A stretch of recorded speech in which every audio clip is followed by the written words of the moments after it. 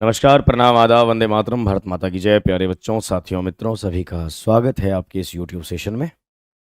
Seat number आपका है 78 और आप सभी को मेरा प्रणाम। यहाँ पे बातचीत कर लेते हैं। लिटरेचर के क्वेश्चंस आपको 10 मिलेंगे, उसके बाद हम आगे बढ़ेंगे। Middlemarch was published in 1871 and 72। Middlemarch जो है ये आपका एक नॉवेल है। मिडल मार्च जो है ये आपका एक क्या है, नॉवेल है, जिसको 2 टाइम्स पब्लिश किया गया। ये नॉवेल जो आपका है मिडल मार्च, इसको 2 टाइम्स पब्लिश किया गया। First time in 1871 and second time was in 1872। इस नॉवेल को, इसके नॉवेलिस्ट कौन है? किसी भी नॉवेल के जो रचनाकार होते हैं उन्हें आप नॉवेलिस्ट कहते हैं, उपन्यासकार कहते हैं। तो ये भी आपको मालूम होना चाहिए कि नॉवेलिस्ट का नाम क्या है आपका, जॉर्ज इलियट। क्या नाम है? George Elliot, ELIOT, George Eliot. और जॉर्ज इलियट के बारे में और जाने, इनके एक दो नाम और हैं, आपको मालूम होना चाहिए। मैरी एन इवांस, कई बार ऐसे आता है मैरी एन्ने, ANNE, और कई बार आपको मैरियम वर्ड भी देखने सुनने को मिल जाएगा। तो ये सभी नाम इन्हीं के हैं, जॉर्ज इलियट के हैं। क्लियर? और जॉर्ज इलियट के द्वारा ही लिखा गया एक नॉवेल है मिडल मार्च, जिसको 2 टाइम्स पब्लिश किया गया, 1871 में, 1872 में। और ये गलती से आपके रिपीट हो गए हैं। ऑप्शन करेक्ट आंसर आपका ए होना चाहिए, जॉर्ज इलियट। ऑप्शन में है जॉर्ज मैरेडिथ। जॉर्ज मैरेडिथ जो हैं, इनकी कहानी भी इंटरेस्टिंग है। पहले ये पोएट्री की दुनिया में इंटरेस्ट रखते थे, है ना, पोएट्री लिखना चाहते थे, है ना। और किससे प्रभावित होके? तो influenced by John Keats, influenced by John Keats. यानी जॉन किट्स के पोएम को पढ़ के ये बहुत ही प्रभावित होते थे जॉन किट्स से, और ये लिखना चाहते थे क्या, पोएट्री। लेकिन इनकी जो यात्रा रही, ये क्या बने, ये नॉवेलिस्ट बने। इन्होंने नॉवेल लिखा, ये क्या बने, नॉवेलिस्ट बने। और इनकी एक नॉवेल है द इगोइस्ट करके, द ईगोइस्ट करके एक नॉवेल है इनकी, जॉर्ज मैरेडिथ की। और आप बताएंगे ईगोइस्ट जो एक नॉवेल है जॉर्ज मैरेडिथ की, इसका पब्लिशिंग ईयर क्या है, ये आप मुझे बताओगे। इसका पब्लिशिंग ईयर क्या है, ये आपको बताना है। और जॉर्ज मैरेडिथ जो आपके हैं, 7 टाइम्स नॉमिनेटेड हुए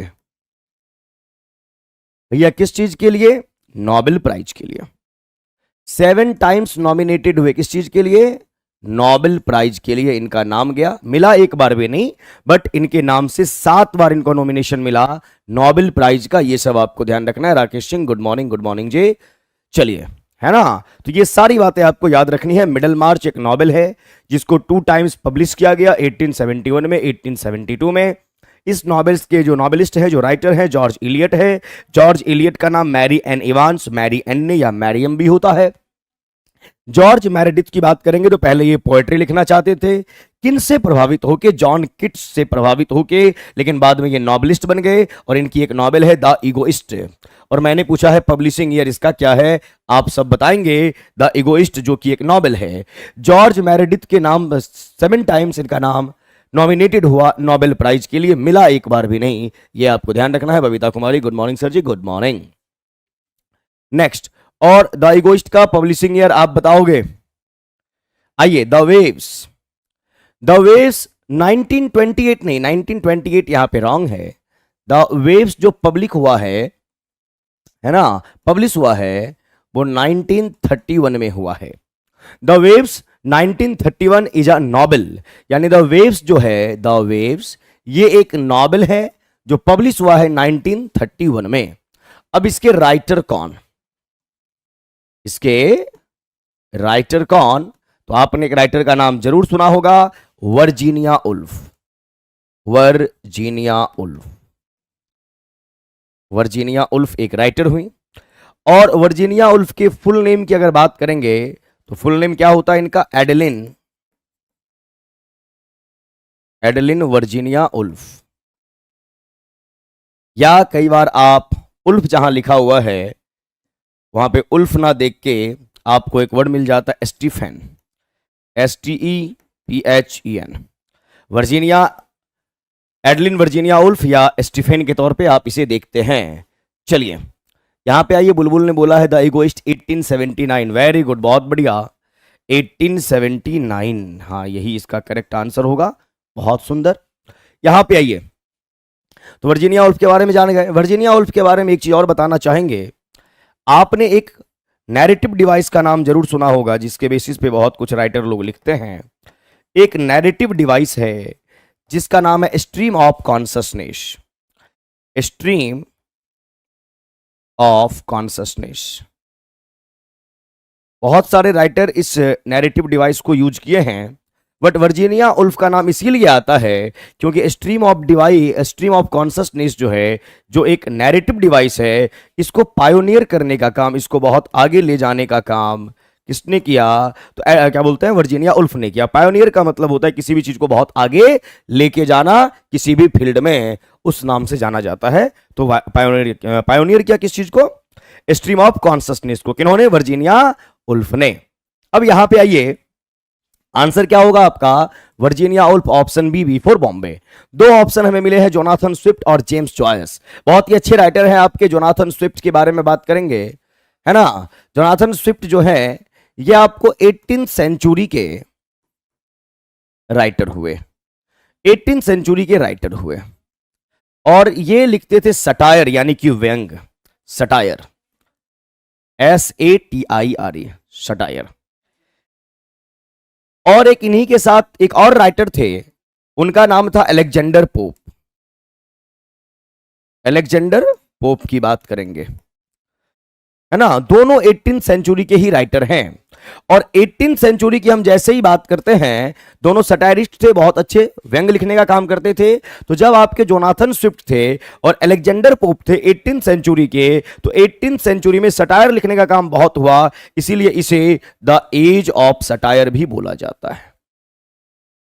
18th सेंचुरी में द एज ऑफ सटायर भी बोला जाता है। और 18th सेंचुरी में ही आपको देखने को मिला ऑगस्टन पीरियड। ऑगस्टन पीरियड, ये सब भी आपको ध्यान में रखना है। और 18th सेंचुरी में दो ग्रेट सटायरिस्ट हुए, अलेक्जेंडर पोप और आपके जोनाथन स्विफ्ट, याद आप जरूर रखेंगे। ऑप्शन सी की अगर बात करें तो ऑप्शन सी में जेम्स जॉयस आया है। और जेम्स जॉयस की अगर आप बात कर रहे हैं तो जेम्स जॉयस का फुल नेम क्या है? तो इनका नाम है जेम्स ऑगस्टाइन एलोयसियस जॉयस। और कल मैंने अपने धाकर बैच में, जो लिटरेचर का आपका बैच है, उसमें बताया था एक नॉवेल का नाम। एक नॉवेल है यूलिसिस, ULYSSES। ये यूलिसिस एक नॉवेल है जो कि पब्लिश हुआ है 1922 में, जिसके राइटर आपके जेम्स जॉयस साहब हैं, है ना। यूलिसिस अगर नॉवेल के तौर पे है तब आपके राइटर जेम्स जॉयस साहब होंगे, जिनका complete name, full name James Augustine Aloysius Joyce है, जो नॉवेल आपका 1922 में पब्लिश होता है। बट यहीं पे अगर यूलिसिस की बात करें, और ये पोयम हो गया, कल ये भी बताए थे, जो मेरे लिटरेचर बैच में होंगे उनको मालूम होगा। अगर यूलिसिस पोयम की बात करें तब बताइए पोएट कौन होंगे, तब राइटर कौन होंगे? आपको राइटर का नाम बताना है। दूसरी बात, जब ये पोयम के तौर पे काम कर रहा है तब इसका पब्लिशिंग ईयर भी आपको बताना है। पब्लिशिंग ईयर, क्योंकि बहुत सारे वर्क का नाम मैच कर जाता है और बच्चे बहुत कंफ्यूज होते हैं। यूलिसिस एक नॉवेल का नाम भी है और यूलिसिस एक पोएम का नाम भी है। जब नॉवेल का नाम आता है तो जेम्स जॉयस का नाम आता है, और ये नॉवेल पब्लिश हुआ 1922 में। और यूलिसिस एक पोएम का नाम भी है। पोएट का नाम क्या है ये आप बताओगे, और पब्लिशिंग ईयर ये भी आपको बताना है। कल मैंने पढ़ाया था अपने धाकर लिटरेचर वाले बैच में। वेरी गुड, बहुत बढ़िया बुलबुल, बहुत अच्छे। शिव कुमार गुड मॉर्निंग गुरु जी, गुड मॉर्निंग। चलिए, राधे राधे, बिल्कुल राधे राधे। आइए Yogi ji good morning. Hina Khan sir, ये 6 to 8 9 10 दोनों के लिए, हर एक एग्जाम के लिए है, हर एक एग्जाम के लिए, हिना। चलिए, और आप फर्स्ट टाइम यहां पे दिख रही हैं मुझे, आपका हार्दिक हार्दिक स्वागत है। चलिए, तो पोएट का नाम क्या होगा यूलिसिस? अगर पोएम की बात आप करेंगे तो राइटर का नाम यहां पे क्या होगा? तो राइटर आपके कौन हो जाएंगे? Alfred Lord Tennyson. कोई बोला नहीं मेरे को अभी तक नाम, बोलना है भैया। और ये पब्लिश कब हुआ, और ये पब्लिश कब हुआ, ये आपको बताना है। और फटाफट स्टाइल में आप बताइए। टेनिशन साहब वेरी गुड, बहुत बढ़िया, बहुत अच्छा। इसी का पूछा, यूलिसिस पोयम, पोएट, और ये पब्लिश कब हुआ ये आपको बताना है। बताएंगे आप। मैं राइटर का नाम बता चुका हूं, पब्लिशिंग आप बताइए, तब तक मैं आगे बढ़ता हूं, या आगे ना भी बढ़ूं तो आप फटाफट बताओ मेरे को। और सेशन में बने रहे, बाद में आगे पूछते हो किसका सर, कॉन्टे में बीच में गायब नहीं होना, इधर उधर नहीं जाना है। आइए यहां पे number 3, Mansfield park was published in 1814। First time ये पब्लिश हुआ 1814 में। मैंसफील्ड पार्क जो है ये भी आपका एक नॉवेल है, ये भी क्या है आपका एक नॉवेल है। और इस नॉवेल के नॉवेलिस्ट कौन होंगे, इस नॉवेल के नॉवेलिस्ट कौन है, वो आपके हैं Jane Austen. Jane Austen, Jane Austen writer हुए। फिर इस नॉवेल की आप बात करेंगे तो इसको 2 टाइम्स पब्लिश किया गया है। फर्स्ट टाइम किया गया 1814 में जो वहां पर लिखा है, और सेकेंड टाइम पब्लिश किया गया 1816 में। जैसे ही जेम्स ऑस्टिन का नाम आता है तो जेम्स ऑस्टिन साहब का एक मोस्ट फेमस वर्क है ना, जिसका नाम है pride and prejudice. Pride and prejudice है ना, और ये TRE 3.0 में देखने को मिला था।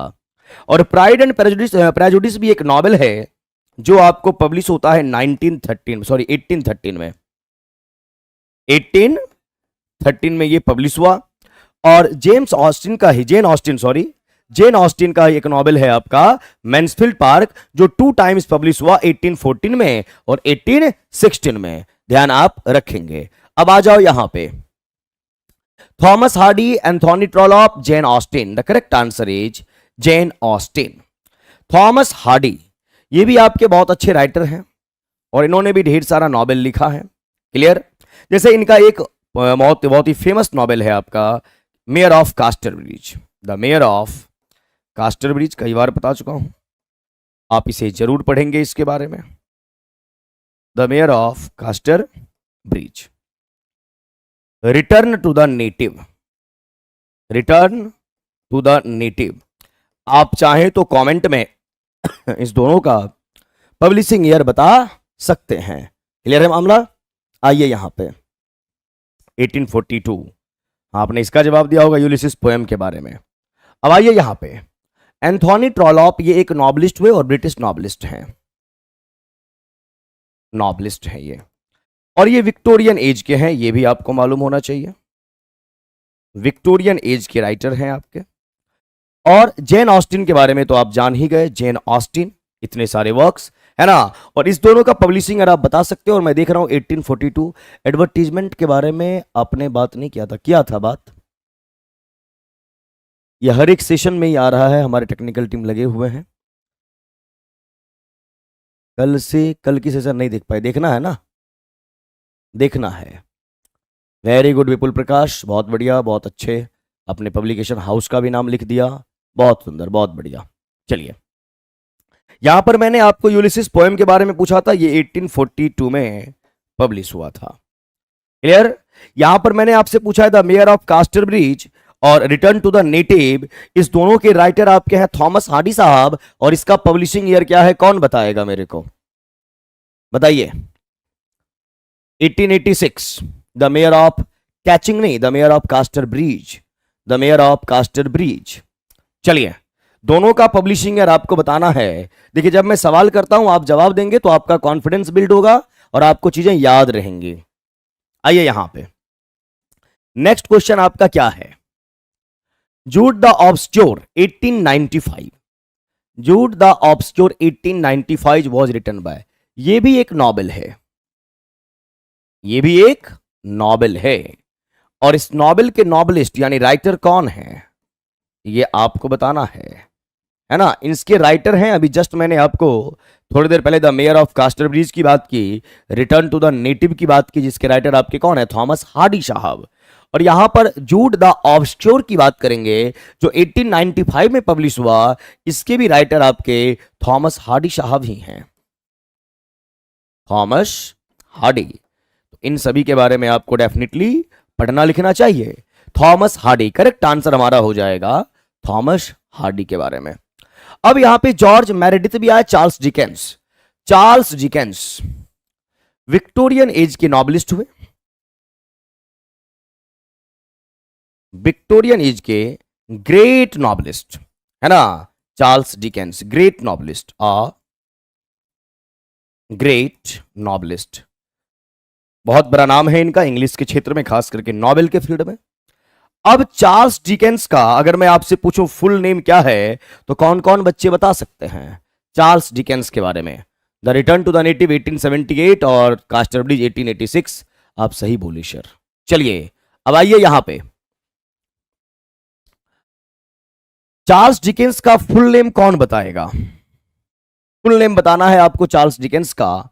और यहां पर जॉर्ज मेरेडिथ, जॉर्ज मेरेडिथ के बारे में भी हम आपसे बात किए कि जॉर्ज मेरेडिथ जो आपके हैं, आप क्या क्या बात की इनके बारे में कि 7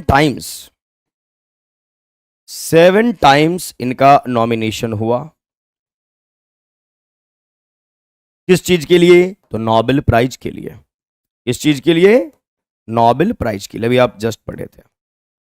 आपके ये जो हैं, क्या नाम है इनका, जॉर्ज मेरेडिथ, ये आपके हैं नॉबलिस्ट। ये क्या है आपके? नॉबलिस्ट हैं। बट ये क्या लिखना चाहते थे? तो ये लिखना आपको चाहते थे पोएट्री, पोएट्री। और किनसे ये प्रभावित थे? तो अभी जस्ट पढ़ाया, इन्फ्लुएंस्ड बाय जॉन किट्स। ये जॉन किट्स की कविताओं से बहुत प्रभावित हुए और ये भी पोएट्री ही लिखना चाहते थे, लेकिन नाम क्या हुआ? ये नोबेल लिखे बाद में, है ना। बहुत सारे लोग होते हैं करना बहुत कुछ चाहते हैं, हो बहुत कुछ और जाता है। चलिए, मैंने चार्ल्स डिकेंस का फुल नेम आपसे पूछा है, Charles John Dickens, Charles John Huffam Dickens, Charles John Hopkins नहीं, हॉपकिंस नहीं, हफहैम है, ध्यान रखेंगे। बहुत बढ़िया, बहुत सुंदर आप लोगों ने लिखा है यहां पर। कंप्लीट नेम है चार्ल्स डिकेंस का full name Charles John Huffam Dickens, है ना। ये आप ध्यान रखेंगे, चार्ल्स जॉन हफहैम डिकेंस। और ढेर सारे वर्क्स आपको देखने सुनने को मिलेंगे चार्ल्स डिकेंस के, है ना। ठीक है, सब पढ़ाया जाएगा आपको। आइए यहां पे, वेरी गुड, बहुत बढ़िया, बहुत अच्छे। नंबर 5 में आ जाओ, थॉमस एंथोनी ट्रॉलॉप। अभी जस्ट आप पढ़े थे एंथोनी ट्रॉलॉप के बारे में, और मैंने आपको बताया था कि ये क्या है, ये एक नॉवलिस्ट हैं। ये क्या लिखते हैं? ये एक नॉवेल लिखने का काम ये करते थे। तो थॉमस एंथोनी ट्रॉलॉप क्या है? ऑथर हैं, बैरिस्टर हैं, आर्मी हैं। भैया ये हमारे ऑथर हैं। ऑथर मतलब लिखने वाला, नॉवलिस्ट नॉवेल को लिखने का काम करेंगे। करेक्ट आंसर ए हो गया। नंबर 6 में आइए, क्या बोला गया है? Mr and Mrs Glegg are characters in George Eliot's novel. George Eliot, अभी इसके बारे में आप पढ़े, जॉर्ज इलियट के बारे में पढ़ा आपने। इनका क्या क्या नाम है? तो आपने पढ़ा मैरी एन इवांस, इनका एक नाम है। दूसरे नेम की बात किए तो आप पढ़े मैरी एन्ने, ANNE। और एक और नाम है इनका मैरियम, मैरियम। George Eliot. तो Mr and Mrs Glegg a character, George Eliot का एक नॉवेल हुआ, एक नॉवेल है जिसमें ये फिक्शनल कैरेक्टर है जिसका नाम है मिस्टर यानी कि मेल होगा, और मिसेज यानी कि फीमेल, ग्लेग, ग्लेग इनका सरनेम है ना। और कैरेक्टर्स, जो कि एक कैरेक्टर दिया गया किस नॉवेल में? पामेला। सबसे पहले पमेला जो नॉवेल है, पमेला का नाम है पूरा का पूरा Pamela returned virtue, Pamela returned virtue, ये इसका पूरा नाम है। अब यहां पे पमेला की बात करेंगे तो इसके जो राइटर हैं वो है आपके सैमुअल रिचर्डसन, सैमुअल रिचर्डसन। मैं चाहूंगा कि पमेला के पब्लिशिंग ईयर के बारे में आप मुझे बताइए, इसको पब्लिश कब किया गया? पमेला जो कि एक नॉवेल है जो लिखा गया है सैमुअल रिचर्डसन के द्वारा पब्लिशिंग ईयर पमेला का क्या है, ये आप कमेंट करके बताएंगे। ठीक है, अब आइए, मिस्टर एंड मिसेज ग्लैग, रोमोला, रोमोला भी एक नॉवेल है, रोमोला भी एक क्या है, नॉवेल है, जिसके राइटर का नाम जॉर्ज इलियट है, जॉर्ज इलियट है। और पमेला रोमोला जो पब्लिश हुआ है वह पब्लिश कब हुआ है, ये आपको बताना है ना। रोमोला पब्लिश कब हुआ, यानी इसका पीवाई यानी पब्लिशिंग ईयर आप बताएंगे। इधर आ जाओ, the mill on the flows, ये भी एक नॉवेल है, ये भी एक नॉवेल है, और इसके भी राइटर आपके जॉर्ज इलियट ही हैं, जॉर्ज इलियट ही हैं।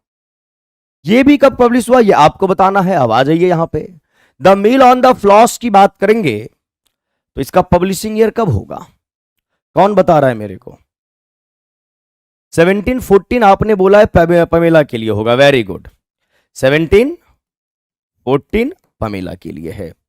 रोमोला कब पब्लिश हुआ है, 62-63 में, वेरी गुड बुलबुल, बहुत बढ़िया, बहुत अच्छे, है ना, 62 एंड 63 में। चलिए, the mill on the flows ये जो आपको पब्लिश हुआ है ये हुआ है 1860 में। ये सब आपको ध्यान में रखना है, क्लियर है मामला। चलिए, बहुत अच्छा, बहुत बढ़िया, बहुत सुंदर, लाजवाब। चलिए, सभी के कमेंट्स को मैं रीड कर लेता हूं, सब सही आंसर दे रहे हैं, ऐसे ही आंसर आप देते रहें, ऐसे ही आंसर दोगे तो बहुत चीज आपको याद हो जाएगा प्रैक्टिस करते करते। हावर्ड्स एंड होता है, हावर्ड्स एंड्स नहीं होता, नॉवेल का नाम है, हावर्ड्स एंड नाम है ये, है ना। और ये भी एक नॉवेल है, आज नॉवेल से रिलेटेड ही सवाल आपको दिया गया है, और इस वीक में हम नॉवेल से रिलेटेड ही बात किए हैं। नॉवेल है जिसके राइटर हैं आपके E.M. Poster, E.M. Poster. E.M. Poster के अगर फुल नेम की बात करें तो इनका फुल नेम हो जाता है Edward Morgan foster, Edward Morgan foster, clear है मामला। और हावर्ड्स एंड E.M. फोस्टर साहब लिखे, करेक्ट आंसर हमारा ए हो जाएगा। फिर हमें क्या जानना होता है, इस वक्त का पब्लिशिंग ईयर क्या है, यानी यहां पर पीवाई पब्लिशिंग ईयर की बात करेंगे। आप मुझे बताइए इसको पब्लिश कब किया गया है, क्लियर है मामला। E.M. फोस्टर साहब 1910 में, 1910 में विपुल ने जवाब भी दे दिया, बहुत बढ़िया विपुल, थैंक यू वेरी मच। ऐसे ही जवाब आपको देना है। ज्ञान इंग्लिश क्लासेस क्या लिख रहे हैं, hello sir ji, please concern me, common paper का मैथ सॉल्यूशन क्यों नहीं हो रहा है, पिछले 15 दिन से नहीं हो रहा है। ठीक है, मैं टीम को बता दूंगा सेशन के समाप्त होने के बाद क्यों नहीं हो रहा है, और इसका इंफॉर्मेशन आपको रात को जो मेरा यूट्यूब सेशन होता है, अगर उससे पहले जानकारी मिल गई तो मिल गई, नहीं तो रात वाले यूट्यूब सेशन में आएंगे, वहां हम आपको बता देंगे। ठीक है, ठीक, चलिए, तो यहां पर बात कर रहे हैं कि आपका जो हावर्ड्स एंड एक नॉवेल है जो E.M. फोस्टर साहब लिखे, एडवर्ड मॉर्गन फोस्टर, उसका पब्लिशिंग ईयर है 1910, 1910 में। वर्जीनिया उल्फ के बारे में अभी बहुत बात हम किए, वर्जीनिया उल्फ जो है इनका पूरा नाम क्या है, तो एडलिन वर्जीनिया उल्फ। फिर एक नैरेटिव डिवाइस के तौर पे एक टर्म इस्तेमाल होता है, कौन सा, स्ट्रीम ऑफ कॉन्शसनेस, उसको ये बहुत दूर ले गई, है ना। Complete name Adeline Virginia Woolf के बारे में बात करेंगे, इनके नॉवेल के बारे में आप पढ़िए, इनके बारे में आप पढ़िए, क्योंकि ये मोस्ट इंपॉर्टेंट है, हमारे एग्जाम में पूछे जाते हैं। अभी जस्ट हमने वर्जीनिया उल्फ के बारे में कहीं ना कहीं पढ़ा, कहां पढ़े हैं भैया, ये रहा, है ना, तो ये सब हम अभी पढ़े थे, वर्जीनिया उल्फ, वर्जीनिया उल्फ ऐसे करके, है ना, ध्यान रखेंगे, मैं एरो लगा के बता देता हूं तो आप समझ जाया करो। आइए, E.M. Forster, James Joyce, James Joyce के बारे में भी हमने पढ़ा, जेम्स जॉयस का फुल नेम अभी मैंने थोड़ी देर पहले ही लिखा है, आपको बताना है जेम्स जॉयस का फुल नेम क्या है। प्लीज वीडियो का 240 डाउनलोड का ऑप्शन भी दें। अच्छा ठीक है सर, बहुत दिन से नहीं हुआ है, ठीक है आशु, मैं बात कर लूंगा टीम से क्यों नहीं हो रहा है। आप मुझे यहां पे जेम्स जॉयस का फुल नेम बताइए, मैंने थोड़ी देर पहले इसी सेशन में आपको बताया है, जेम्स ऑगस्टाइन लॉयसियस जॉयस। विपुल, बहुत बढ़िया विपुल, बहुत अच्छे, लाजवाब, जबरदस्त, बेहतरीन, जिंदाबाद। क्या लिखा आपने, James Augustine James Augustine Aloysius Joyce. बहुत बढ़िया, बहुत अच्छे, ऐसे ही लिखा करें। विच साइकोलॉजिकल साइकोलॉजिकल है ना, साइक का मतलब होता है माइंड और लॉजिकल मतलब related to logy, logy means study, जहां पे दिमाग का अध्ययन हो, दैट इज कॉल्ड साइकोलॉजी। तो साइकोलॉजिकल वर्ड का मतलब होता है रिलेटेड टू साइकोलॉजी, एडजेक्टिव के तौर पे है। जिस भी वर्ड का सफिक्स एल हो, किसी भी वर्ड के लास्ट में आप एल देखेंगे, उस वर्ड का पार्ट ऑफ स्पीच एडजेक्टिव होता है। नेशन से आपका नेशनल बनता है, नेचर से आपका नेचुरल बनता है ना, तो एल लगा हुआ है वो एडजेक्टिव होगा। तो बोला which psychological principle allows the people to believe contradictory. अब कॉन्ट्राडिक्टरी का मतलब क्या होता है? कॉन्ट्राडिक्टरी का मतलब होता है two opposite feeling, two TWO, two opposite feelings,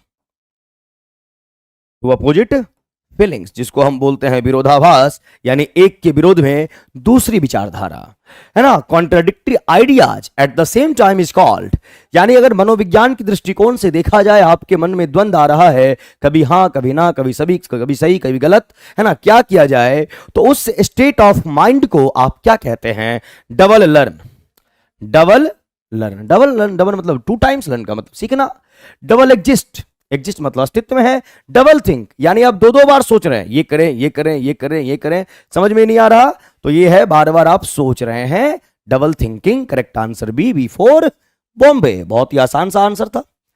चलिए एनरोल हो सकते हैं। Number 9, George Orwell got education age. अब जॉर्ज ऑरवेल की बात आप कर रहे हैं। जॉर्ज ऑरवेल, इनका जो रियल नेम है, रियल नेम जॉर्ज ऑरवेल साहब का क्या है? कई बार एग्जाम में पूछा जा चुका है। इनका रियल नेम है एरिक अर्थर ब्लेयर। एरिक अर्थर ब्लेयर जॉर्ज ऑरवेल साहब का पूरा नाम है। और एरिक अर्थर ब्लेयर पैदा कहां हुए? तो ब्रिटिश इंडिया में, ब्रिटिश इंडिया में पैदा हुए। आप बोलेंगे सर ब्रिटिश इंडिया कैसे? भैया ब्रिटिश इंडिया यानी कि ये 1903 में पैदा हुए और 1947 से पहले हमारा भारत क्या था? गुलाम था। और 1903 में पैदा कहां हुए? तो बिहार में, अपने बिहार में एक डिस्ट्रिक्ट है मोतिहारी, आप जानते होंगे, बहुत सारे बच्चे वहां से होंगे भी। तो ये मोतिहारी में पैदा हुए क्योंकि इनके पेरेंट्स यहीं थे, भारत तभी गुलाम था, है ना, इसीलिए बोला जाता है ब्रिटिश यानी इंडिया। 1903 में ये पैदा लिए थे। अब आइए यहां पे, बाद में ये ब्रिटेन चले गए, पढ़ाई लिखाई वहीं पे किए। क्वेश्चन है कि George Orwell got education in, यानी ये शिक्षा दीक्षा कहां से लिए? किंग्स कॉलेज लंदन से, इंपीरियल कॉलेज लंदन से, या इटॉन कॉलेज? तो इटॉन कॉलेज से इन्होंने पढ़ाई लिखाई की। कहां पर? लंदन में, इंग्लैंड में। और इनका ओरिजिनल नेम क्या? एरिक अर्थर ब्लेयर। फिर मैं आपसे पूछूंगा एरिक अर्थर ब्लेयर का नाम जॉर्ज ऑरवेल किस चीज से प्रभावित होकर पड़ा? तो भैया ये ऑरवेल जो है ना, ऑरवेल, ऑरवेल जहां ये रहते थे वहां एक नदी है रिवर ऑरवेल करके, जैसे हमारी गंगा एक नदी है, तो वहां एक रिवर है रिवर ऑरवेल, और इस नदी के किनारे ये बैठा करते थे। कौन? एरिक अर्थर ब्लेयर। और ये नाम ऑरवेल इनको बहुत अच्छा लगा, तो इनका पेन नेम हो गया जॉर्ज ऑरवेल। ये आपको ध्यान रखना है। करेक्ट आंसर जो होगा बी फॉर बॉम्बे होगा। Number 10, under the western eyes is a novel. Under the western eyes in the novel, ये एक नॉवेल का नाम है, यहां पर लिखा भी है। क्लियर है मामला? इसके राइटर हैं आपके जोसेफ कॉनरेड साहब, जोसेफ कॉनरेड। क्लियर? आपको बताना है इस वर्क का publishing year, PY publishing year, ये आप बताएंगे। जेके रॉलिंग, जेके रॉलिंग भी एक राइटर हुई, इनका फुल नेम है Joanne, JONNE, Kathleen, KATHELEN, Kathleen Rowling. J K Rowling, Joanne Kathleen Rowling, James Joyce के बारे में भी जस्ट आप पढ़े। जेम्स जॉयस का फुल नेम क्या है? James Augustine Aloysius Joyce. और 1922 में इनका एक नॉवेल आया जिसका नाम था यूलिसिस, और एक पोयम भी है यूलिसिस जिसको लिखने का काम आपके अल्फ्रेड लॉर्ड टेनिसन किए हैं, जिसको पब्लिश किया गया 1842 में। आप इसी सेट में इसी आज ही पढ़े हैं मेरे साथ, आपको मिल जाएगा। और जोसेफ कॉनरेड जो क्या लिखने का काम किया? Under Western Eyes. Correct answer C. आपको बताना है पब्लिशिंग ईयर 1911 1911 1911। वेरी गुड, बहुत बढ़िया। 1842 वो पोएम हो जाएगा, है ना। चलिए 1911। वेरी गुड, बहुत बढ़िया, बहुत अच्छे। करेक्ट आंसर आपका हो गया सी फॉर कनाडा। तो ये 10 क्वेश्चंस इंग्लिश लिटरेचर के हुए। अब हम पढ़ेंगे क्या? Comprehension passage. अब आ जाओ ईमानदारी से, इसे भी हम पढ़ लेते हैं। छोटा सा ही पैसेज है बट मजेदार है, आपको मजा आएगा। आइए पढ़ते हैं क्या है। बोल रहा है among the natural resources which can be called upon in national plan for development possibly the most important is human labour. जितने भी रिसोर्सेस हैं एमंग द नेचुरल रिसोर्सेस, उसके लिए प्रेपोजिशन एमंग का इस्तेमाल किया गया क्योंकि दो के लिए बिटवीन आता है और दो से ज्यादा के लिए एमंग का इस्तेमाल आप करते हैं। तो जितने भी नेचुरल रिसोर्सेस है सभी के बीच की बात कर रहे हैं, सभी की बात कर रहे हैं, इसीलिए एमंग का यूज किया गया है। ग्रामेटिकल कॉन्सेप्ट को भी क्लियर करते हुए चलें। एमंग द नेचुरल रिसोर्सेस, यहां पे विच का इस्तेमाल किया गया रिलेटिव प्रोनाउन के तौर पे, और विच आता है नॉन लिविंग के लिए। Natural resources non living which. Which can be, can आपका मॉडल, मॉडल के बाद बी के बाद वर्ब का third form, model be verb का थर्ड फॉर्म पैसिव वॉइस होता है, ये भी ध्यान रखेंगे। कॉल्ड अपॉन अपने आप में फ्रेजल वर्ब है, यानी किसी से रिक्वेस्ट करना, किसी से अपील करना कॉल अपॉन कहलाता है। कॉल अपॉन इन नेशनल प्लान, एक नेशनल प्लान होना चाहिए, एक नेशनल लेवल पे एक प्लान बननी चाहिए फॉर डेवलपमेंट। डेवलपमेंट के लिए हम लोग डेवलपमेंट बोल देते हैं, डेवलपमेंट नहीं बोलना है। It's called development, develop not develop, ध्यान रखेंगे। Possibly the most important is human labour, जो ह्यूमन लेबर है वो हमारे लिए मोस्ट इंपॉर्टेंट है। विदाउट प्रोडक्टिव लेबर फोर्स, बिना जो भी हमारे यहां कामगार हैं, काम करने वाले लोग हैं, अगर वो प्रोडक्टिव ना हो, विदाउट प्रोडक्टिव, अगर वो प्रोडक्टिव नहीं है ना labour force, including effective leadership, अगर इफेक्टिव लीडरशिप नहीं है और इंटेलिजेंट मिडल मैनेजमेंट, और मैनेजमेंट अगर बढ़िया तरीके से नहीं होगा, no amount of foreign assistance और natural wealth can ensure successful development. तो किसी भी चीज को आप सक्सेस नहीं करवा सकते हैं, है ना। वही बोला गया, no amount of foreign assistance. Assistance का मतलब कितना भी आपको सपोर्ट मिल जाए, कुछ भी मिल जाए, लेकिन अगर आप में एफिशिएंसी नहीं है तो काम आप नहीं कर पाएंगे। और natural wealth can ensure successful development and modernization. One essential factor is usually overlooked or ignored. The forgotten factor is the role of women. और एक सबसे मुख्य बातें ये हैं कि हम में से बहुत सारे लोग ओवरलुक का मतलब होता अनदेखा कर देना, इग्नोर कर देना।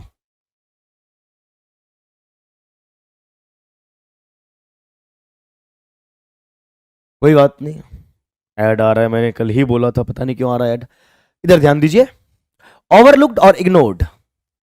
The forgotten factor is the role of women. महिलाओं का जो रोल है समाज में उसको भूल जाते हैं, इग्नोर कर दिया जाता है।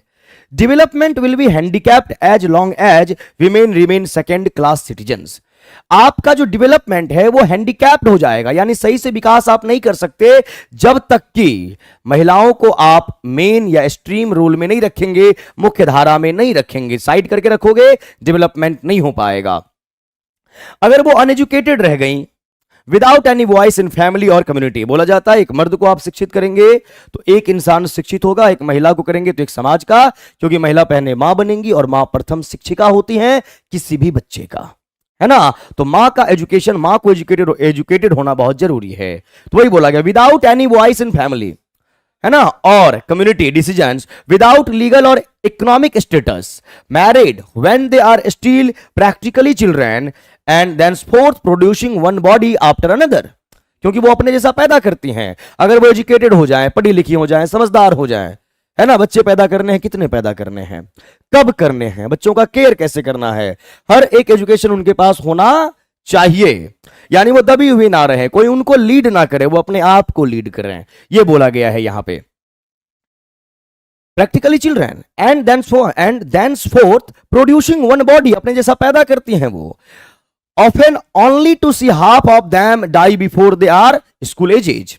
We can enhance development, बोला गया we can enhance का मतलब होता है बढ़ना, development bye improving woman power, यानी क्या बोलते हैं उसको, विमेन एम्पावरमेंट, महिला सशक्तिकरण। समाज को अगर तरक्की दिलवाना है तो भैया महिलाओं की जिंदगी में तरक्की होनी चाहिए। By giving women opportunity to develop themselves, और महिलाओं को जितनी अपॉर्चुनिटी आप देंगे समाज उतना तरक्की करेगा। बात बिल्कुल सही है। आइए यहां पे, the most important natural resources for national development is what? Human labour, effective leadership, intelligent middle gentleman. देखिए ये सब चीज तो बाद में आता है ना, कि इफेक्टिव, आप लीडर बहुत कमाल के हैं, आपको टीचर बहुत कमाल का मिल गया पढ़ाने वाला, लेकिन आप पढ़ ही नहीं रहे तो काम नहीं चलेगा। मैनेजमेंट बहुत बढ़िया है, क्लास ऑन टाइम पे हो रहा है, हर एक चीज है, क्लासरूम में एसी लगा हुआ है, लेकिन आप मेहनत नहीं कर रहे तो फिर काम नहीं बनेगा। तो सबसे पहले मोस्ट इंपॉर्टेंट नेचुरल रिसोर्सेज बोला गया तो ह्यूमन लेबर, यानी आप में कितनी चाहत है, एक इंडिविजुअल के तौर पे आप कितने पैशनेट हैं उसकी बात करेंगे। चलिए, human power means, human power की जो बात की गई है ये किसके लिए की गई है? सिर्फ मर्दों के लिए, सिर्फ महिलाओं के लिए, बोथ मैन एंड वीमेन, दोनों के लिए। सोसाइटी में दोनों का कंट्रीब्यूशन होना चाहिए। तो आपका करेक्ट आंसर होगा सी फॉर कनाडा, है ना, यहां बी नहीं C. Human power means the ignored and overlooked factor in the development of the nation is, कौन सा ऐसा फैक्टर है जिसको इग्नोर किया जाता है? ओवरलुक का मतलब अनदेखा किया जाता है। Role of women, role of middle management, role of foreign assistance, role of women, यानी महिलाओं का जो कंट्रीब्यूशन है, जो योगदान है, उसे हम इग्नोर कर देते हैं। आप अपने घर में ही देख लीजिए, जितने भी हाउस वाइफ्स हैं उनको एक डायलॉग सुनने को मिलता होगा, अरे तुम्हें तो खाना ही बनाना है, तुम तो सिर्फ खाना ही बनाती हो। खाना बनाना अपने आप में बहुत बड़ा काम है। या आप नेशनल डेवलपमेंट की बात करेंगे तो खाना बना के किसी को खिला देना ये बैकबोन के तौर पे काम करता है। जिस तरह से आपका बैकबोन काम कर रहा है ना, अगर खाना टाइम पे नहीं मिलेगा तो आप में एनर्जी नहीं रहेगी, और आप में एनर्जी नहीं रहेगी तो आप प्रोडक्टिव काम नहीं कर पाएंगे, क्योंकि जब भूख लगती है तो इरिटेशन आता है, कॉन्फिडेंस लैक कर जाता है ना। तो वही चीज कि महिलाओं का जो रोल है उसको आप इग्नोर नहीं कर सकते, तो वही यहां पर बोला गया। विमेन हैव हार्डली, अब हार्डली का मतलब होता है बड़ी मुश्किल से, ये अपने आप में नेगेटिव वर्ड है, तो किस सेंस में बात करेंगे? Chill time, good morning sir, good morning.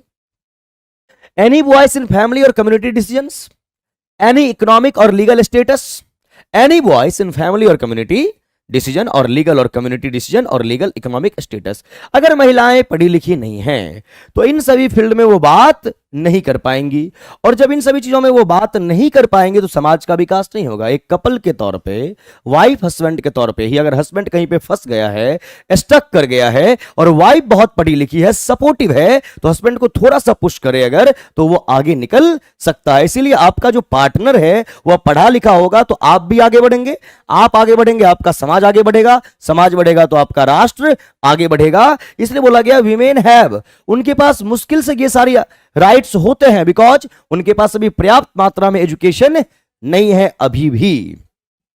तो आपका सी आंसर माना जाएगा, इस सेंस में बात कर रहे। और विमेन पावर इज, महिलाओं के हाथ में अगर आप पावर देते हैं तो वो क्या है? अभी आ भी रहा है शक्ति रूपी दुर्गा पूजा आ रहा है, वहां पे बहुत पूजा पाठ भी होगा, कन्याओं को खिलाया भी जाता है।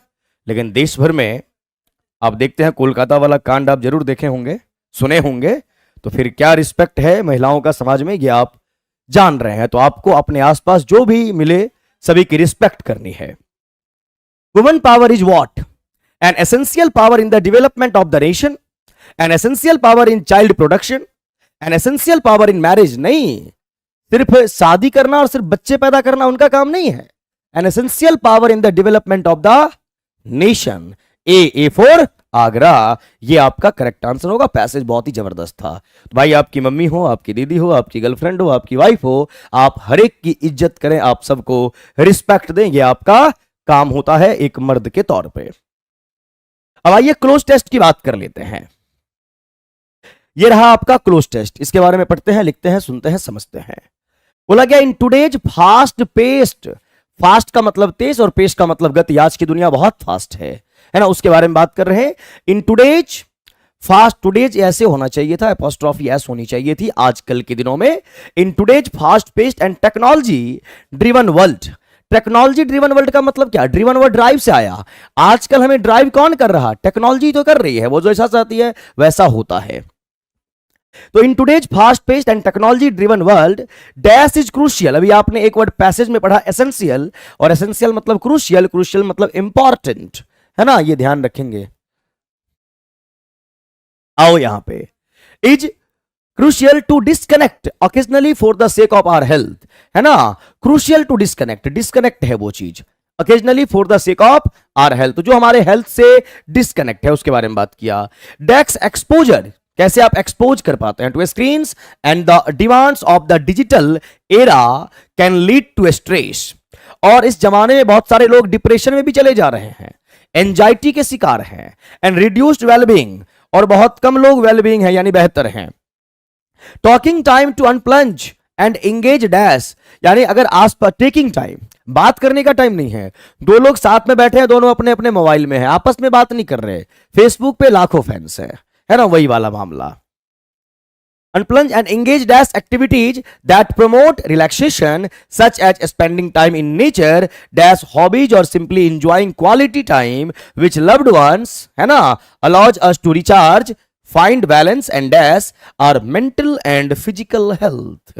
आइए यहां पे, in today's fast paced and technology driven world dash is crucial, यानी आजकल के दौर की बात कर रहे हैं, टेक्नोलॉजी की बात कर रहे हैं, और उसके लिए यहां पे प्रोनाउन चाहिए। दिज होता है आपका प्लूरल, और दिज का इस्तेमाल आप करेंगे नहीं यहां पे, दिस का भी इस्तेमाल यहां पर आप नहीं करेंगे। आप यहां इट के साथ जाओगे, नॉन लिविंग के लिए इट आता है इन जनरल, तो दिस के साथ भी आप नहीं जाएंगे, ये भी आपका नहीं होगा।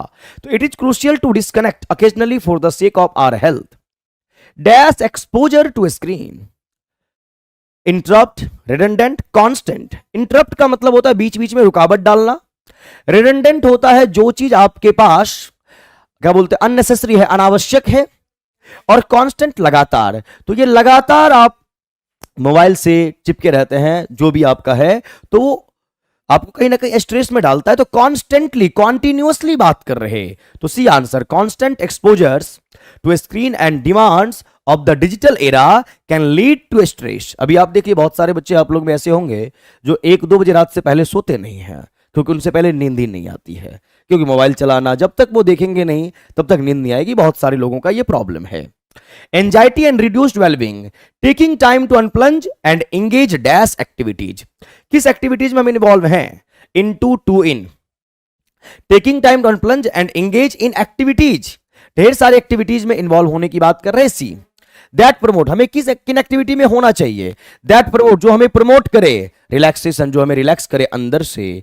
सच एज स्पेंडिंग टाइम, अब एग्जांपल दिया गया कहां कहां, तो नेचर के साथ रहिए, इन नेचर एज हॉबीज। अब किस टाइप के हॉबीज की बात करेंगे? Chasing, constructing, pursuing. चेज का मतलब होता है भागते हुए, फिजिकल एक्टिविटी के तौर पे किसी का पीछा करना। कंस्ट्रक्ट, किसी भी चीज का निर्माण करना, इस बिल्डिंग को कंस्ट्रक्ट किया गया है। परसू, आप पढ़ते हैं, आप उस चीज को फॉलो करते हैं, तो परसू का मतलब होता है फॉलो। आप ऐसी हैबिट बनाइए और उस चीज को फॉलो कीजिए अपने रेगुलर एक्टिविटी में। तो क्या बोला गया? परसुइंग हॉबीज और सिंपली एंजॉयिंग क्वालिटी टाइम, और जो क्वालिटी टाइम है वो स्पेंड करें विद लव्ड वंस, जो भी आपके लव्ड वंस हैं, मम्मी पापा दोस्त भाई बहन जो भी हैं। और अलाउज अस, और हमें अनुमति मिले टू रिचार्ज, जब आप अपने अच्छे लोगों से मिलते हैं, अपने लव्ड वंस से मिलते हैं, तो आप रिचार्ज होते हैं, अंदर से आपको अच्छी फीलिंग्स आती है। फाइंड बैलेंस एंड, तो परसुइंग तो यहां पे था ही, balance and dash our mental health और फिजिकल हेल्थ, हमारे मेंटल और फिजिकल हेल्थ को बैलेंस करता है। तो क्या होगा यहां पर? प्रीसीड, प्रीसीड का मतलब जो पहले। फोकस, प्रायोरिटाइज, यानी प्राथमिकता दें इन सभी चीजों का। Find balance and prioritize our mental and physical health, यानी आपको अपने हेल्थ की बात करनी है, और सिर्फ फिजिकल नहीं कि आप वर्कआउट कर रहे हैं और आपके 6 पैक आ गए हैं। मानसिक स्थिति भी आपकी सही होनी चाहिए। करेक्ट आंसर जो है आपका CC फॉर कैनेडा हुआ। ठीक है, चलिए बहुत बढ़िया। आइए सिनोनिम की बात करें। अब देखो कैसे वर्ड पढ़ते हैं जो बताया है। वायराइल या विरिल दोनों पढ़ा जाता है इसको, और इस वर्ड का जो ग्रामेटिकल प्रोफाइल है वो आपका है एडजेक्टिव। किसी भी वर्ड को आप पढ़े उसके पार्ट्स ऑफ स्पीच को आप जरूर जानिए। और इस वर्ड का मीनिंग क्या होगा? तो भैया जहां पे पावर की बात होती है, पोटेंशियल, क्षमता की बात होती है, पोटेंशियल, पावर, शक्ति। एक वर्ड होता है ड्रास्टिक, DRASTIC, तीनों का मीनिंग होता है एकदम धमाकेदार होना, पावरफुल होना। एथलेटिक, एथलेटिक वर्ड की बात करेंगे, एथलेटिक आपका IC लगा हुआ है तो वर्ड आपका हो जाता है एडजेक्टिव।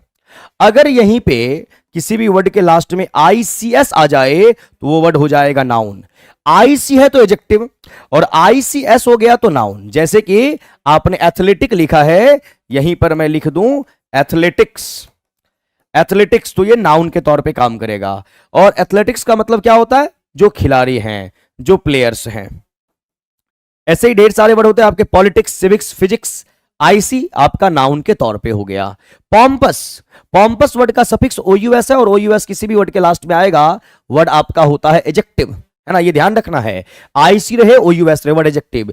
और पॉम्पस अपने आप में थोड़ा सा नेगेटिव वर्ड है। ये ऐसे लोग होंगे जो अपने ज्ञान का बखान करेंगे, शो ऑफ करने का काम करेंगे किसी भी चीज को, है ना। तो पॉम्पस का मतलब होता है ब्रेगाट, BRAGGART। और ब्रिगाट का मतलब होता है जो शो ऑफ करने वाला इंसान है। इसी के लिए एक वर्ड और इस्तेमाल कर सकते हैं आप, BOASTER, बोस्टर। बोस्टर का मतलब होता है दिखावा करना। बोस्टर कॉमन नाउन है, यहां से आपका एक वर्ब मिलेगा BOAST, बोस्ट। बोस्ट का मतलब होता है शो ऑफ करना। बोस्ट का मतलब क्या होता है? शो ऑफ करना, शो ऑफ करना। और यह भी ध्यान रखना है, बोस्ट के साथ आप प्रेपोजिशन ऑफ का इस्तेमाल करते हैं, बोस्टर हो गया। और जो दिखावा करने वाला इंसान होगा, नेचुरली वो एरोगेंट होगा, वो घमंडी होगा। तो इसी के लिए एक वर्ड और आता है आपका, एरोगेंट इंसान जो घमंडी है, पॉम्पस के लिए। नेक्स्ट वर्ड है आपका मैनली। और मैनली का मतलब यानी ताकत होना। और ऐसा माना जाता है कि मर्द जो होते हैं महिलाओं के कंपैरिजन में फिजिकली ज्यादा स्ट्रांग माने जाते हैं। तो मैनली वर्ड का यहां पर मीनिंग हो जाएगा पावर से, शक्ति से। और यहां पर बोला गया विराइल, है ना, मतलब पावर होना, वीर्यवान होना। करेक्ट आंसर आपका मैनली हो जाएगा, CC फॉर कनाडा। ये आप ध्यान में रखेंगे। और सारे वर्ड्स आपके यहां पे एडजेक्टिव के तौर पे काम कर रहे।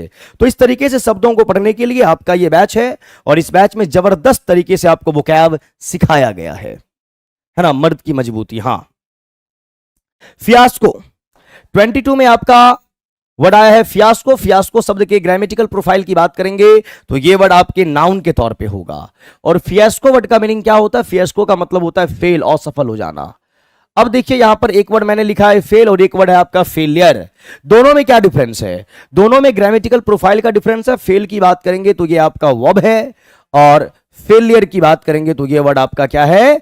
नाउन के तौर पे काम कर रहा है ना। ये आप ध्यान में रखेंगे। फेल मतलब असफल हो जाना, सबवर्ट, SUBVERT। अब सबवर्ट वर्ड कैसे आया? क्योंकि SUB सबवर्ट का मीनिंग होता है लो, यानी कि नीचे, है ना। आप पढ़ते हैं सबवे। अब ये सबवे का क्या मतलब है? सब का मीनिंग होता है लो और वे का मतलब होता है रास्ता, जमीन के अंदर से जो रास्ता गया है ना, सबवे बोलेंगे, है ना। यहीं पे आप एक वर्ड पढ़ते हैं सब ट्रैक्शन, सब ट्रैक्शन, TRACTION। अब सब ट्रैक्शन क्या हुआ? तो सब का मीनिंग बताया लो होता है और ट्रैक्ट, TRACT, ट्रैक्ट, ट्रैक्ट का मतलब होता है पुल करना यानी खींचना।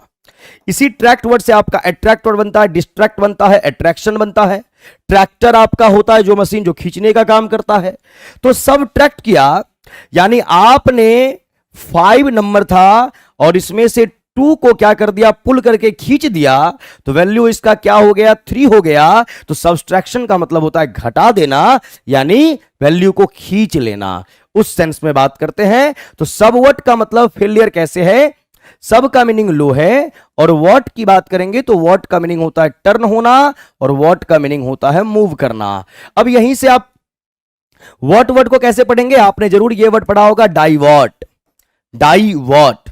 डाई का मीनिंग होता है टू, डाई मीन्स टू और वॉट का मीनिंग टर्न या मूव करना, यानी 2 रास्ते हैं, इधर जाएं या इधर जाएं, आपको मालूम नहीं तो आप डाइवर्ट हो गए, 2 रास्तों में आप मूव कर गए, टर्न कर गए। तो सबवर्ट, सब का मीनिंग नीचे, वर्ट का मीनिंग टर्न, यानी नीचे की ओर गिरे हो धपाक से यानी असफल हुए हो।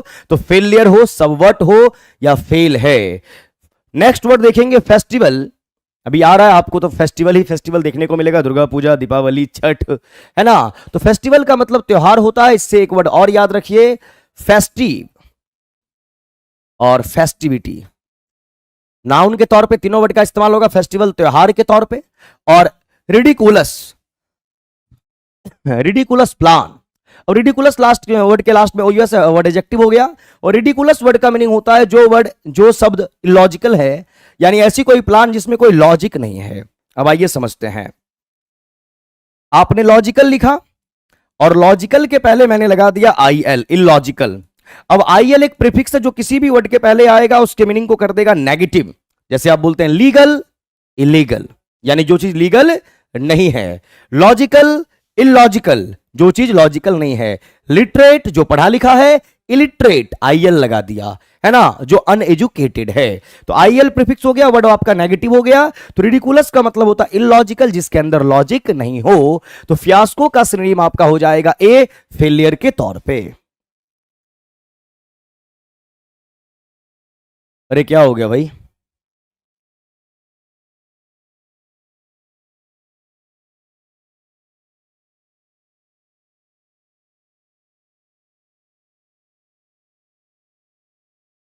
भाई पढ़ाई लिखाई कर लो आप ईमानदारी से। अगर आप लोग आपस में बात करेंगे तो सेशन को बंद कर देते हैं फिर। क्या कुछ कमेंट्स रिलेटेड है? मार्क्स ज़्यादा नहीं हो रहे सर। हो जाएंगे। हाँ, यहाँ सिर्फ आपको ही बोलने का है। क्या हो गया आप लोगों को?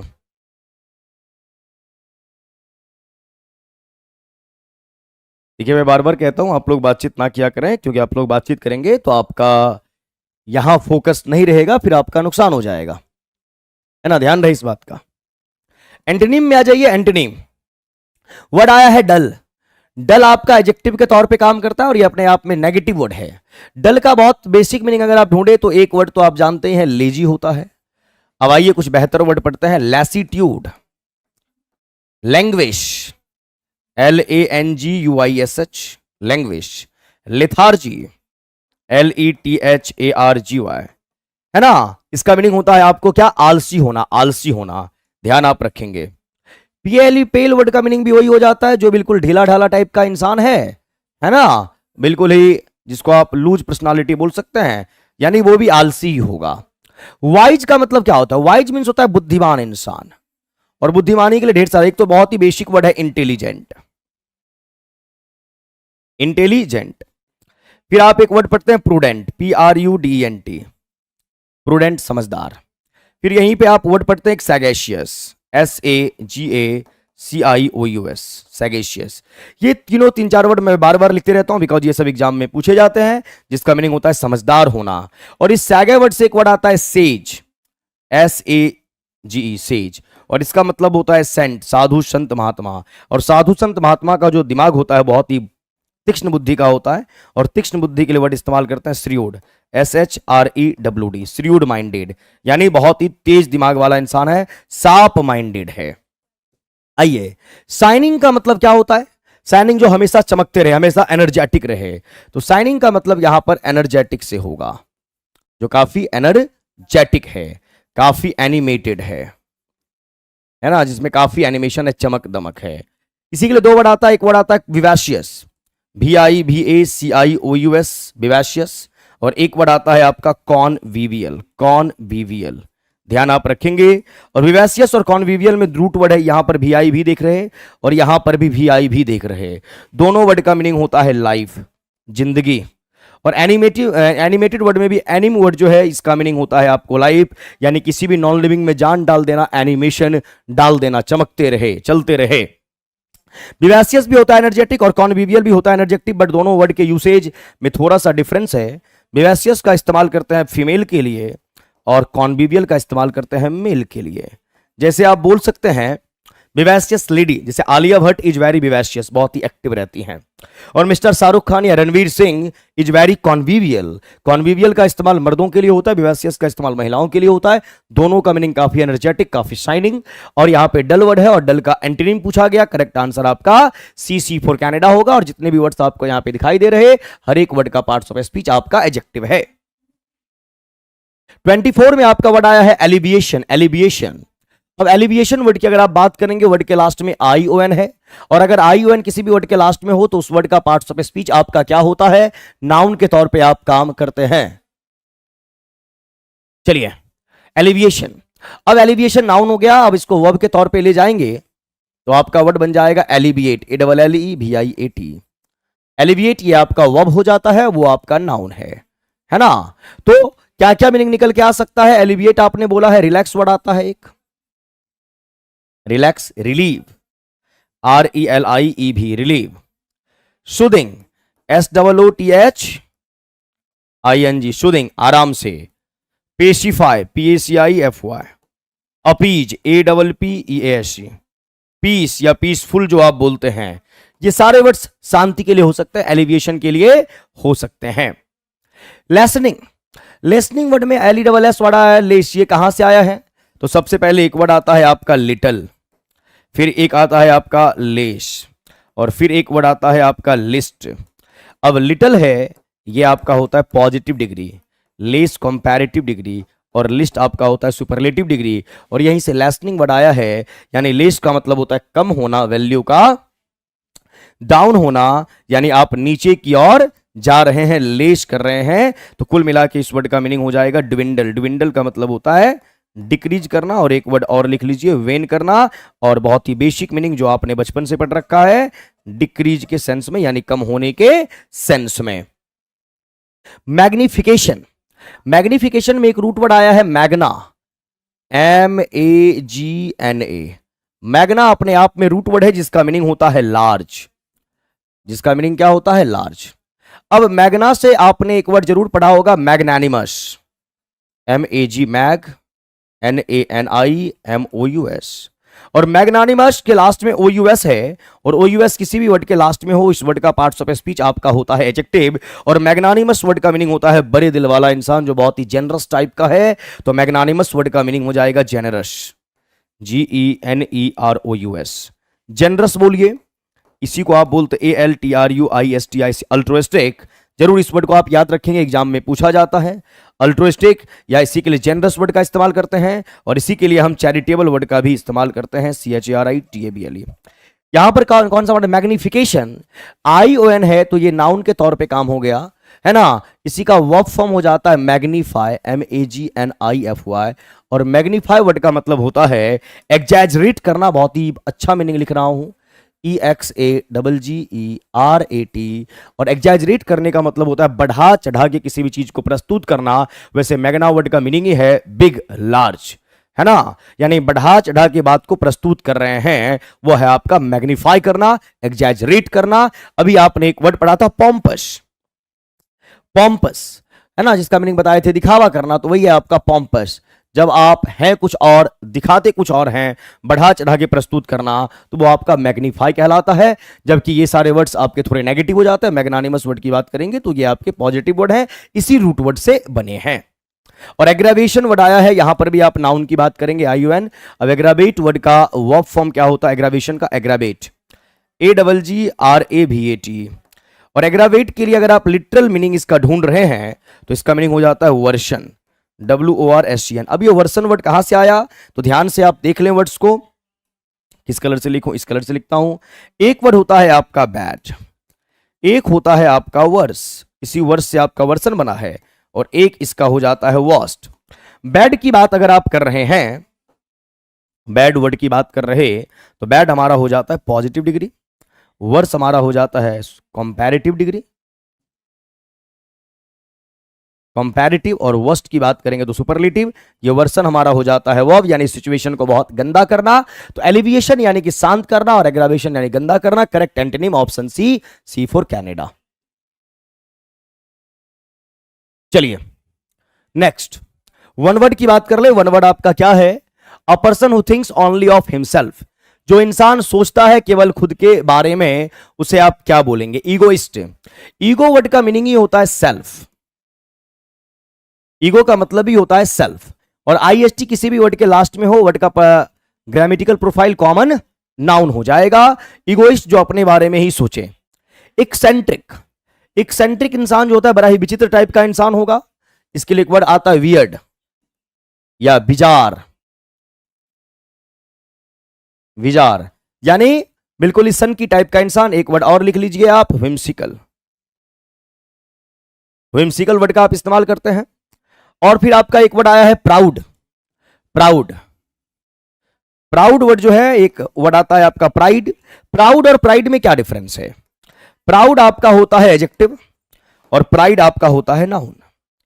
प्राइड के साथ प्रेपोजिशन ऑफ का इस्तेमाल करते हैं और प्राइड के साथ वर्ड प्रेपोजिशन इन का इस्तेमाल करते हैं।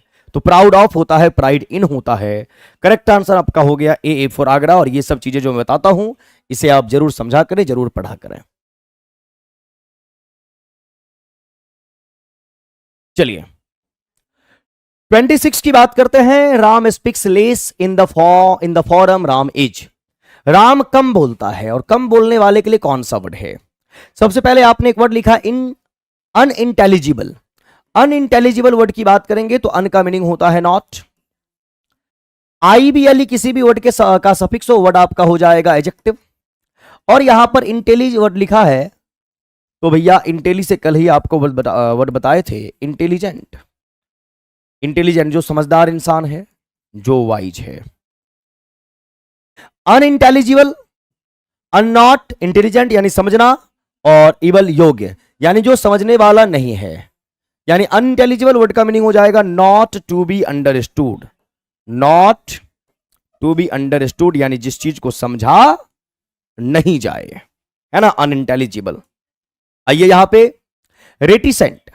रेटिसेंट का मतलब होता है लेस स्पीकिंग, जो बहुत कम बोले,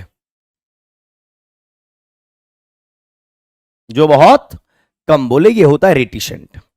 और कम बोलने के लिए आपके पास ढेर सारे वर्ड्स होते हैं। जैसे एक वर्ड होता है आपका लैकोनिक, लैकोनिक स्पीकर। एक वर्ड होता है आपका टेसिटर्न।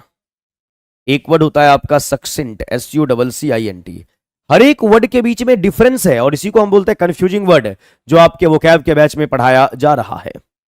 और गैरुलस, गैरुलस इंसान होता है जो बहुत बोले, बहुत बकबक करे। ऐसे इंसान को आप बोलते हैं talkative. Talkative, loquacious, LOQUACIOUS। Babbling करना, BABB, बैबलिंग, है ना, चैटरिंग, जो हमेशा बकबक करता रहे। तो Ram speaks less in the forum is called reticent. Correct answer B for bomb. 9:30 बजे। आइए यहां पे इडियम एंड फ्रेज की बात करेंगे। I don't keep track of everything he was saying, he talks at a mile a minute. है ना, बहुत सारी बातें 1 मिनट में ही कर जाता है, यानी बहुत फास्ट बात करता होगा इन अ कॉम्प्लिकेटेड वे, बिल्कुल नहीं। ऑल अनरियलिस्टिक, जो रियलिस्टिक वे में नहीं है। टू फास्ट, बहुत ज्यादा फास्ट होना। Correct answer C for Canada. बोला I am scared to go back, मुझे जाने में डर लग रहा। With him as he read rogue, जाने में क्यों डर लग रहा है भैया? क्योंकि वो 1 नंबर का बगलर है, यानी सेंध मार के चोरी करता है। BB for Bombay. थिप या रैश ड्राइवर नहीं। Find out the correctly spelled word. Correctly spelled word आपका क्या होगा? अथिस्ट, एथिस्ट, ऑथिस्ट। थिस्ट इस आपका ये वर्ड होता है थिस्ट, उसके पहले ए लग गया, करेक्ट स्पेलिंग ये है। अब थिस्ट वर्ड का मीनिंग क्या होता है, ध्यान से समझ लो। THEIST है। कई बार आपको बता चुका हूं, IST किसी भी वर्ड के लास्ट में हो, ग्रामेटिकल प्रोफाइल होता है कॉमन नाउन। और थिस्ट कहां से आया है? तो एक वर्ड आपका होता है थियो। थियो रूट वर्ड है जिसका मीनिंग होता है गॉड या रिलीजन। गॉड या रिलीजन। गॉड रिलीजन की बात करेंगे तो एक थिस्ट आया है और एक वर्ड आपका होता है ऑथिस्ट। एक वर्ड क्या होता है आपका? ऑथिस्ट। तो ए का मीनिंग होता है नॉट और थिस्ट का मतलब होता है क्या? One who believes in God, one who believes. और ए का मीनिंग क्या होता है? नॉट। तो ऑथिस्ट आपका हो जाएगा नेगेटिव वर्ड जिसको आप नास्तिक कहेंगे, और थिस्ट जो बिलीव करता है ये आपका हो जाएगा पॉजिटिव वर्ड जो बिलीव करता है। करेक्ट आंसर आपका ए फॉर आगरा है, ध्यान रखना है। बहुत बढ़िया, बहुत अच्छे। 30 find the correctly spelled word privilege, privilege, privilege. देखिए बहुत सारे वर्ड है, जैसे एक्नॉलेज, ACKNOWLEDG, एक्नॉलेज आपका डी आया। एवरेज, ABRIDGE आपका डी आया। बजट, BUDGET, डी और जी दोनों आया। गैजेट, GADGET, है ना। तो बहुत सारे ऐसे मिलेंगे वर्ड जिसमें डी के बाद जी, डी के बाद जी, डी के बाद जी, डी के बाद जी है, बट डी आपका होता है साइलेंट। एक्नॉलेज, एब्रीच, बजट ना कि बजट, और गैजेट। क्लियर? ऐसे ही हम कंफ्यूज हो जाते हैं कि हमारे और भी वर्ड्स होंगे जिनमें डी लगेगा, जबकि प्रिविलेज में डी नहीं आता है। पीआरआई भी नहीं होता, पीआरआई भी आई एलईडी नहीं होना चाहिए डी। प्रिविलेज की स्पेलिंग ये होती है पीआरआई भी आई एलईजी, प्रिविलेज, है ना। और प्रिविलेज का मतलब होता है इलिट क्लास, समाज का उच्च वर्ग, जहां हर एक अधिकार उसको मिला हुआ होता है। अरे भैया क्लास चल रहा है यहां पे, नौटंकी करके रखे हैं।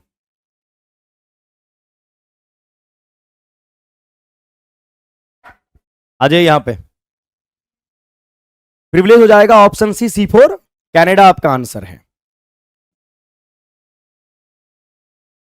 31 phrasal verb, dash your shoes before you step in the carpet, step on the carpet.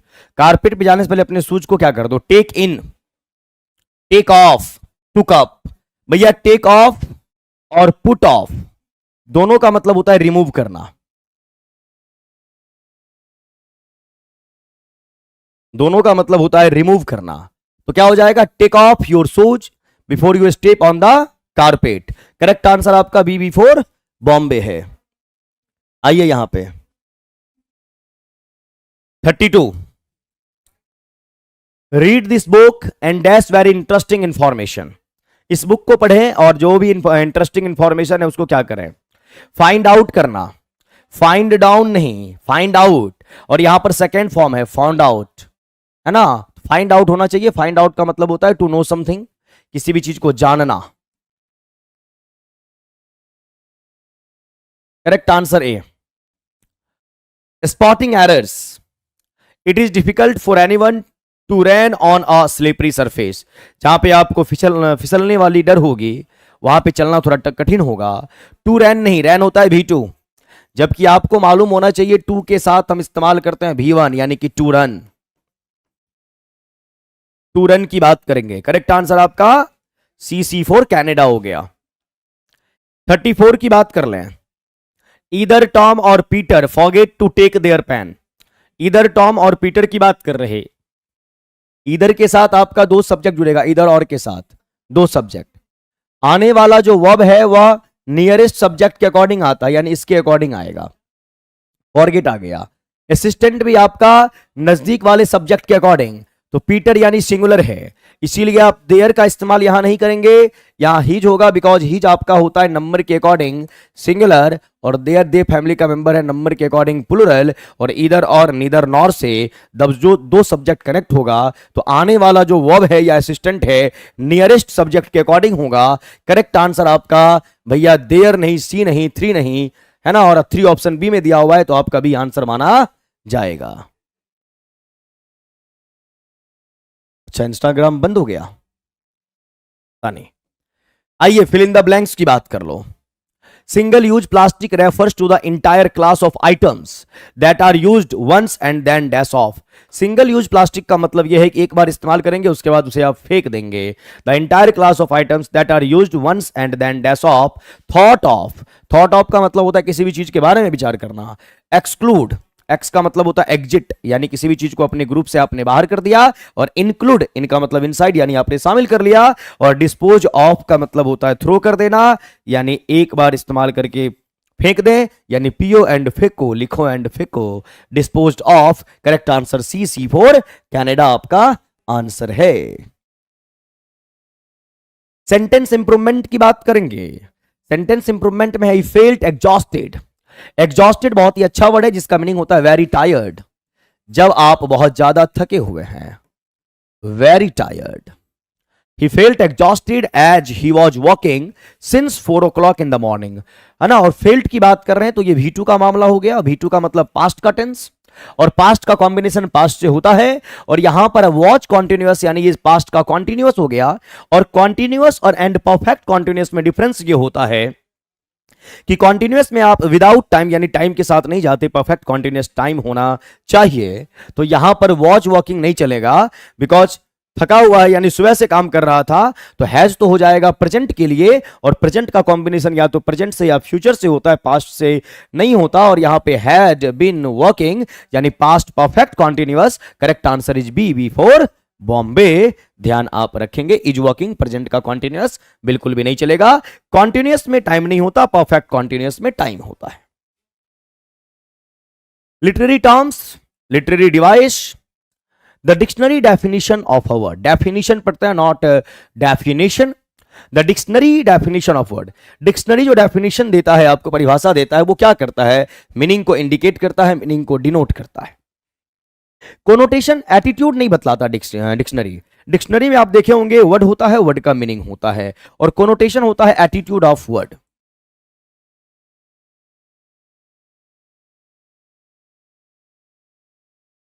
Figure of speech की बात नहीं करेगा ये डिनोटेशन की बात करेगा, correct answer C, C for Canada.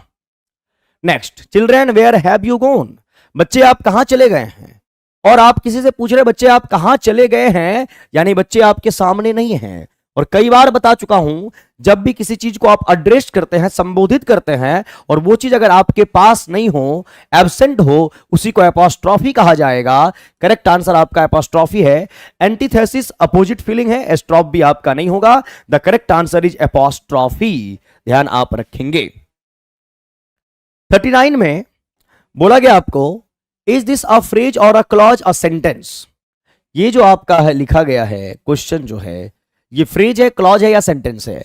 As quickly as possible, as quickly as possible, अगर आप ध्यान से देखें एज क्विकली एज पॉसिबल, ये आपके ग्रुप ऑफ वर्ड्स हैं, और इस ग्रुप ऑफ वर्ड्स के साथ आपका वर्ब भी नहीं है, और अगर वर्ब भी नहीं है तो ये हमारा डेफिनेटली फ्रेज कहलाएगा। क्या कहलाएगा, फ्रेज कहलाएगा।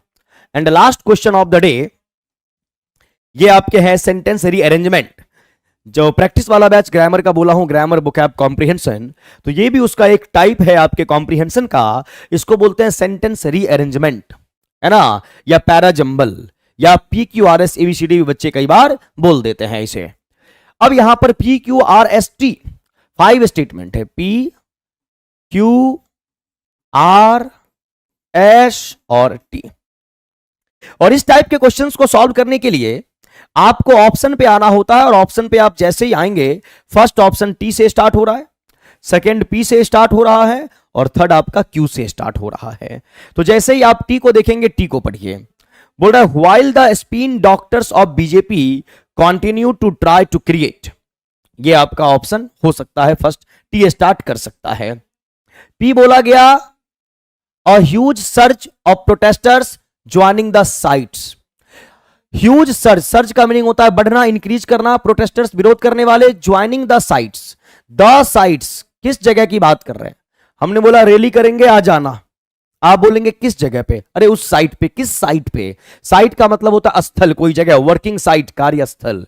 तो यहां पे द साइट जो बोले हैं, ये किस जगह की बात कर रहा है, कहां पे प्रोटेस्ट किया जाएगा, कहां पे संख्या बढ़ रही है, कहां पे नंबर सर्ज हो रहा है, तो ये आपको मालूम नहीं, कहीं ना कहीं P आपका थोड़ा सा इनडेफिनिट टर्म में है, इसलिए P से आप नहीं जाएंगे, इतना पढ़ के पता चला।